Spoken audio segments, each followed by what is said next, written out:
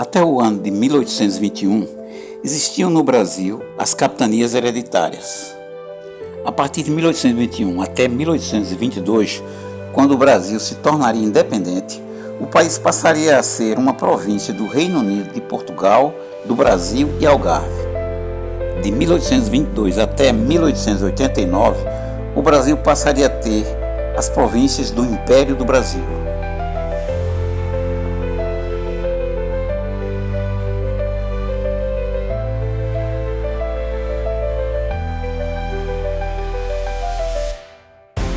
Desse momento em diante, traremos alguns fatos interessantes que ocorreram durante os tempos da província de Pernambuco, especificamente em Recife, e nos alongaremos até meados do século XX.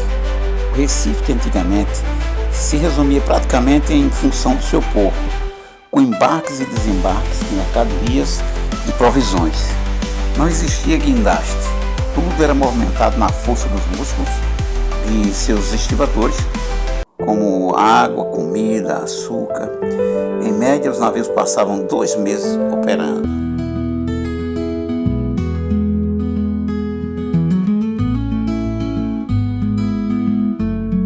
O transporte na província geralmente era feito por animais, cavalos, burros, carros de bois que rangiam através de estradas ou trilhas de areia e barro. Os homens mais abastados circulavam montados. As senhoras e senhoritas circulavam pouco e tinham que usar a cadeirinha ou o palanquim para as ocasiões de visitas, missas, novenas, etc. Ou também utilizavam o cabriolé para locais mais distantes. O Recife era abraçado por seus rios e o mar, e começava a formar os subúrbios ligados por transporte de barcos à vela, canoas à vara e botes a remos para transporte de pessoas e mercadorias. Em 1840, o transporte urbano é impulsionado no país após a maioridade do imperador Dom Pedro II. No Recife, começaria a se popularizar a diligência, que o povo chamaria de ônibus. Os ônibus eram veículos puxados por uma parelha de cavalos ou burros. Em 1855, Cláudio do B receberia a concessão provincial para utilizar uma linha de ônibus Recife para Olinda, com 4 viagens, duração de 1 hora cada uma. Em 1867, começariam os trens urbanos com a marchambomba, que realizaria o percurso de Recife a Olinda em meia hora, inviabilizando os ônibus de Cláudio do B. Em 1870, começaria no Recife as linhas com os bondes puxados a burro, com o detalhe que na subida das pontes, o bonde recebia o reforço de mais uma parelha de burros para realizar a subida, e depois da subida, a parelha era desatrelada do veículo.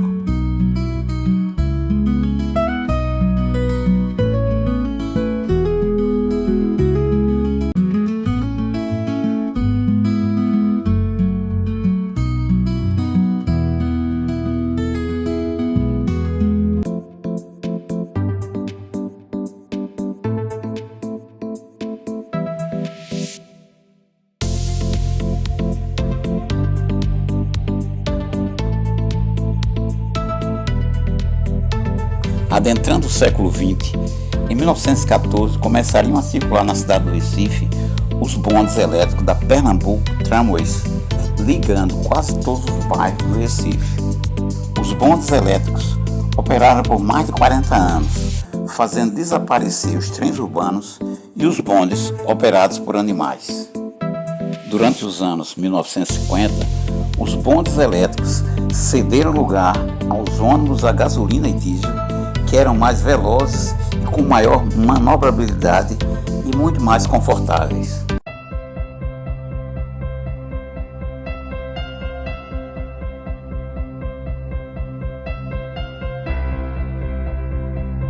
Durante o período provincial e durante a escravidão, a comunicação do Recife utilizava muito os moleques de recado. Geralmente, esses moleques eram garotos escravizados, utilizados para repassar verbalmente ou por bilhete algum tipo de recado entre seus donos. Em 1883, ocorreria uma grande mudança na comunicação. O Recife receberia o primeiro telefone à manivela, uma concessão do governo imperial a José Leopoldo Pulgar. O telefone mudaria completamente a vida na cidade. As grandes empresas, as residências e profissionais mais abastados começariam a utilizar a novidade. O jornal Diário de Pernambuco foi um dos primeiros na utilização do telefone em Recife. Em pouco tempo, as comunidades se comunicavam com rapidez, encerrando o trabalho dos moleques de recado. A partir de 1920, o serviço telefônico de Recife foi ampliado e passaria para a companhia inglesa Pernambuco Telephone Company. Posteriormente, surgiriam os famosos orelhões, espalhados por toda a cidade do Recife.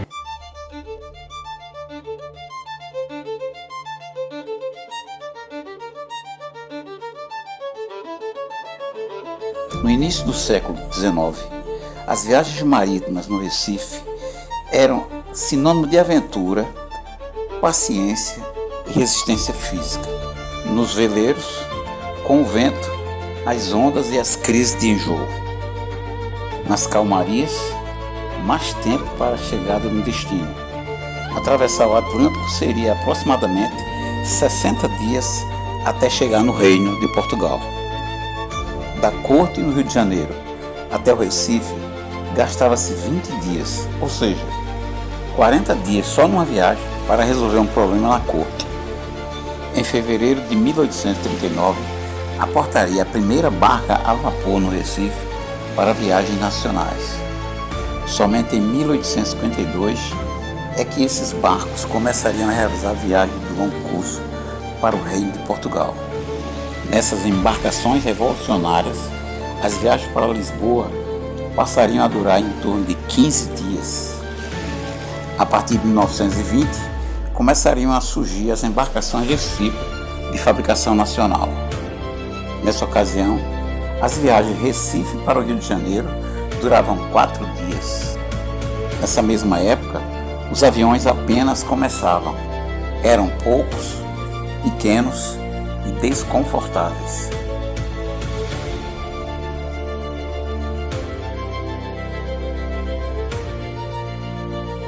Em 22 de maio de 1930, surgiria nos céus do Recife, surpreendendo muitos, o Graf Zeppelin, uma maravilha da indústria aeronáutica alemã. Uma nova invenção aérea silenciosa, elegante e confortável, que gastava apenas 20 horas do Recife para o Rio de Janeiro. A aeronave sobrevoou alguns bairros da cidade do Recife e aterrissou no bairro do Jiquiá. Porém, em 1937, ocorreria um trágico desastre em Nova York, onde o dirigível Hindenburg encerraria a continuidade da invenção.